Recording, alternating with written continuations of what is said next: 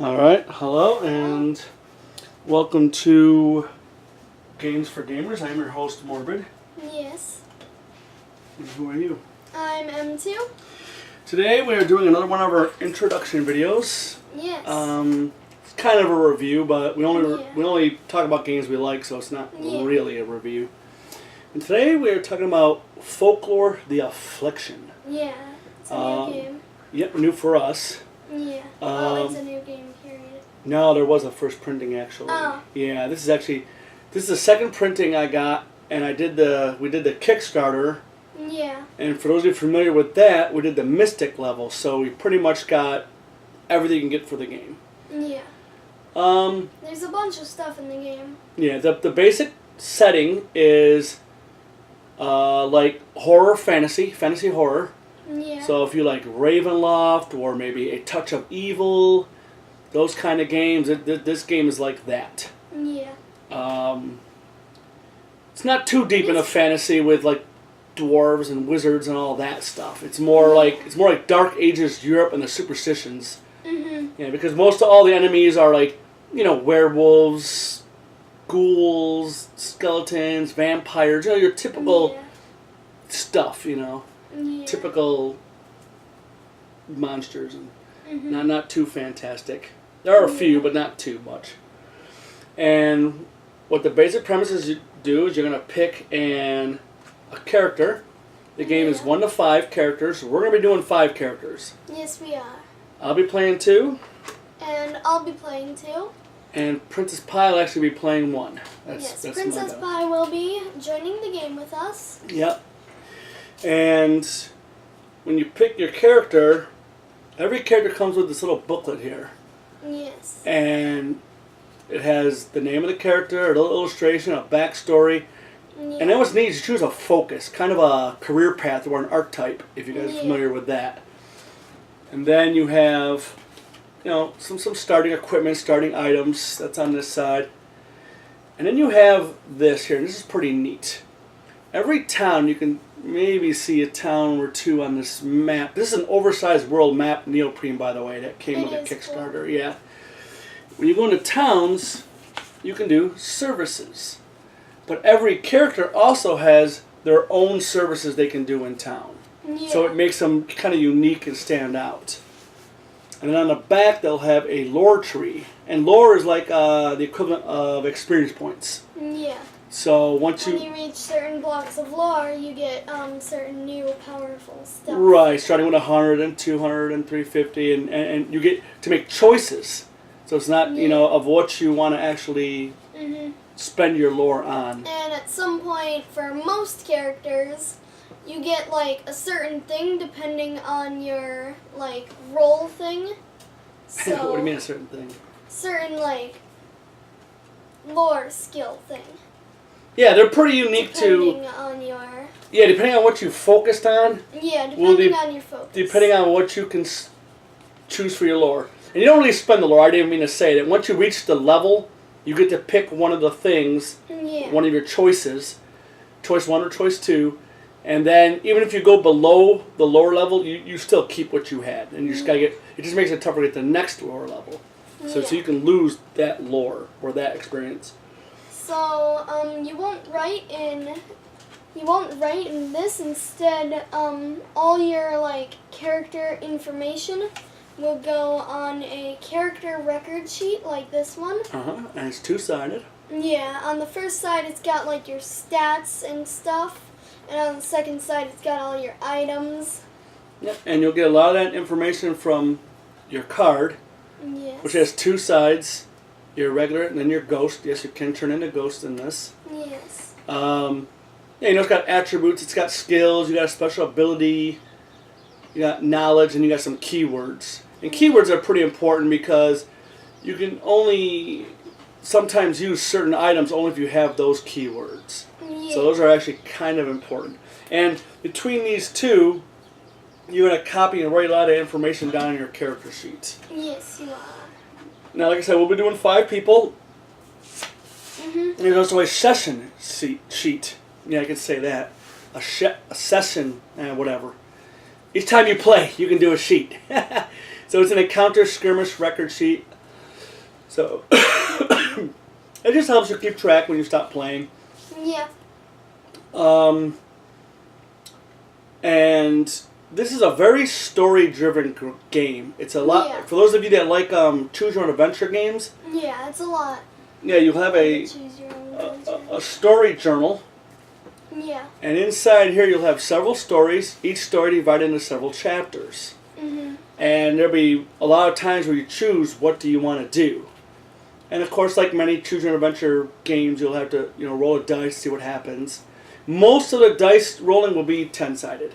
Yeah. You do the percentile dice, with the 10s and the 1s. Yeah, the percentile dice are for attacking. So we Yeah, got they're this, for, you can do several things maybe with them. we got this dice tower here, so you plop it in the dice tower.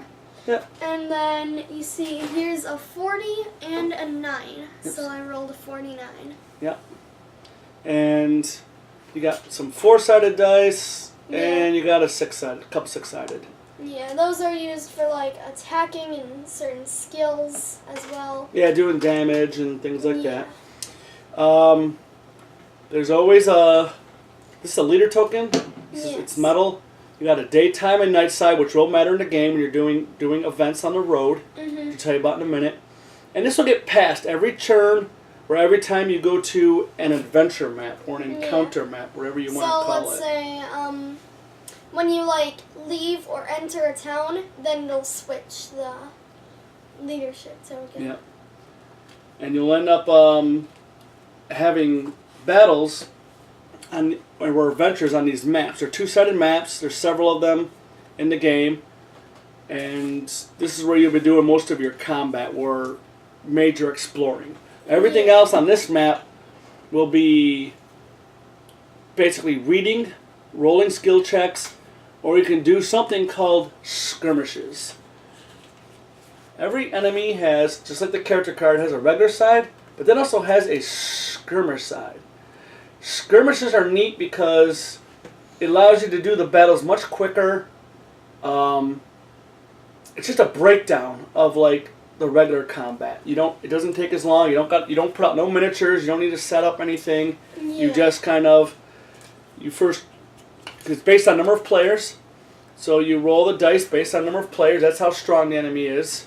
And when he attacks in skirmish, he attacks everybody. Yeah. Unlike this, then he'll attack a single opponent. Yeah. And every time you hit him, And the skirmish will go down, and if we get him down below 1, we win. let's say it's adjacent to 2 opponents, they'll do like a roll-off where basically 2 characters will roll the dice, and whoever gets the highest number gets hit. But not in a skirmish. Yeah. In a skirmish, the So- enemy hits everybody.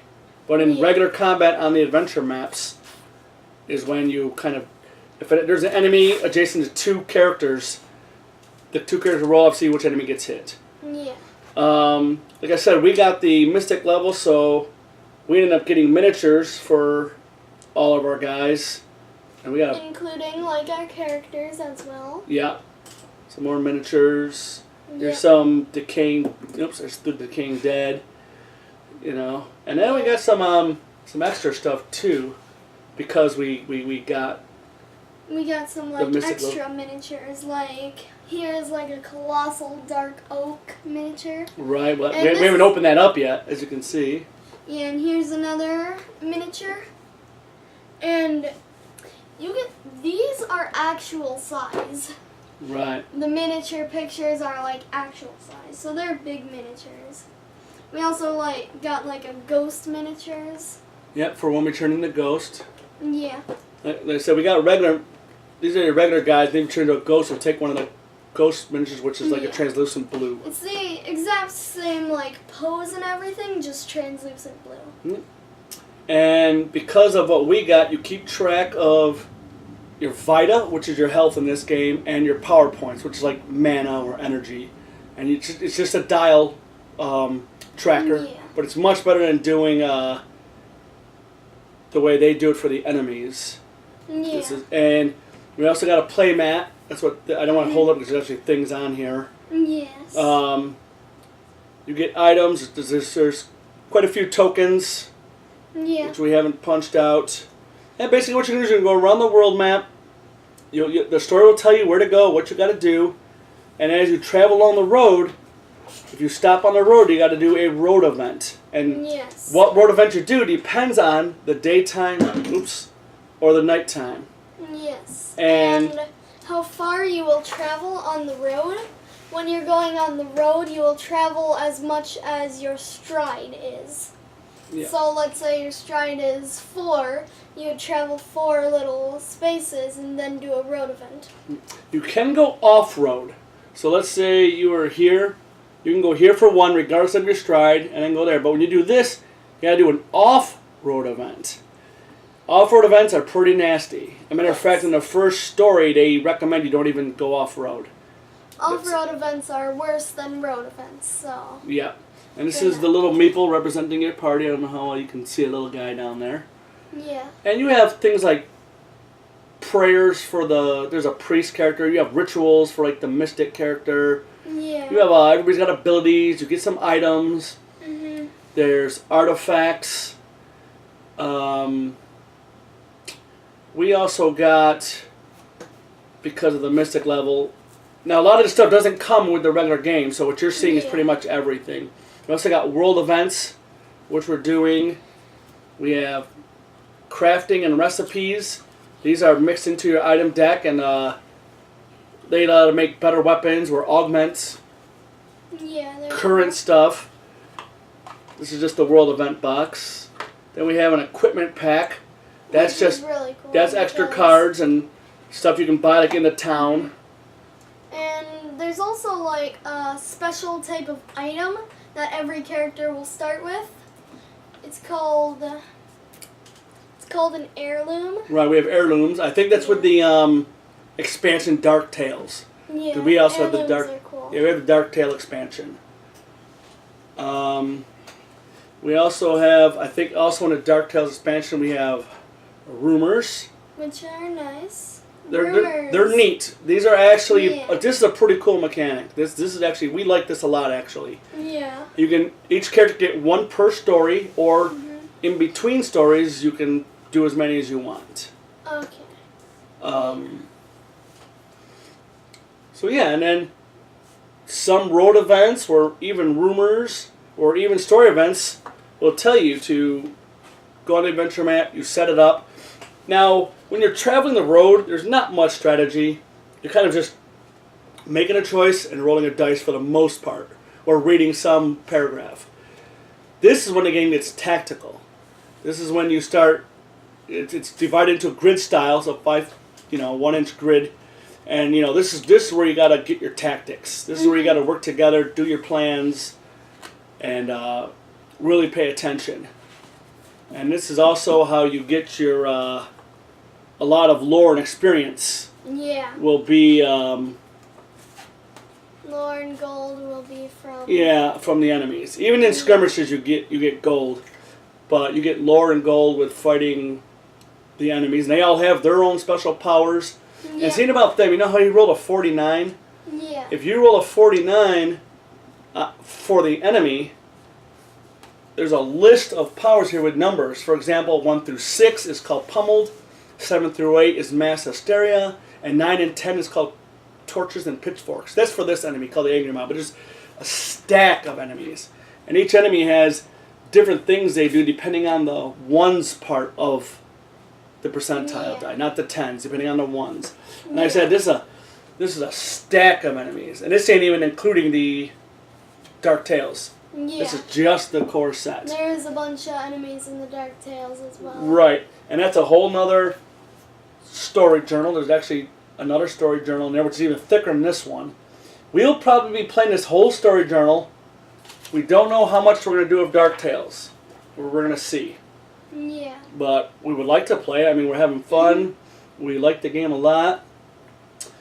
My only complaint about the game would be keeping track of stuff. Yeah. The game does not do good at allowing you to keep track of stuff. Like, there's different positive and negative effects, which allow you +1 damage or -5 might. You use might to hit. You can become sickened. You can become Yeah. spooked, which will There's like change positive stuff. statuses and negative statuses. Yeah. Positive is like being brave or being respected, and Yeah, being like blessed. but there's no real way to keep track of a lot of those stats unless you're erasing like crazy on this. Yeah. Because a lot of those stats too, the penalties or the boosts, only are for certain times against certain creatures against certain tests. So if you change your main stat, that's not going to be true in all cases. We've already learned that. Yeah. So it's pretty tough to keep track of a lot of that stuff. Mm-hmm. And then with the enemies, they got these numbered tokens with these arrows. And you got to keep track of them, keep twisting. Those get moved a lot. And it's really kind of a pain, honestly. Yeah. So that would be my only complaint. If it is a complaint. There's like a faux side, but we don't really know. Well, we're using 5 characters, so we don't have any more of these. That's why. Yeah. Yeah. You want to show them that one, what it is, actually, what they use? Yeah, okay.